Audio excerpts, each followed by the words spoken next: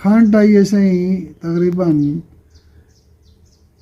75-74 ਦੇ ਵਿੱਚ ਆਈਏ।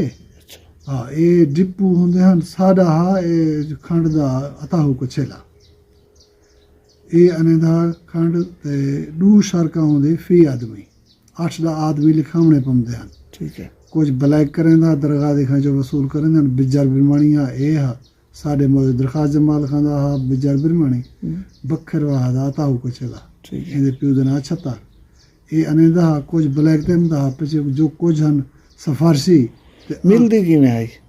2 ਰੁਪਏ ਕਿਲੋ 2 ਰੁਪਏ ਕਿਲੋ ਜਿਹਾ ਹੁਣ ਖੰਡ ਲੱਗਦੀ ਚੰਗੀ ਹੋ ਸੀ ਬਲੀ बेहतरीन नेमत नेमत कने घट कहना है क्या शाय बली चा सा इब्तदा जो की थी गुड़ कन शुरू हुई होश दे विच था से गुड़ दी है ਇਹ ਖੰਡ ਕਨੋਂ ਪਹਿਲੇ ਮਿੱਠਾ ਗੁੜ ਚੱਲਦਾ ਹੈ ਜਾਂ ਦੇਸੀ ਖੰਡ ਹੀ ਹੁੰਦੇ?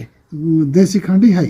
अच्छा जी देसी खंडी है और मिली ते मरती शक्कर हाँ वो याद है कुछ ते गुड़ होंदे हन से गुड़ वाफर है हाँ गुड़ वाफर अमदा तकरीबन पंजाब साइड के ने और इथों ही लोग बने दे हन बिया तो हा कहना तस्वर ता मिलन कहना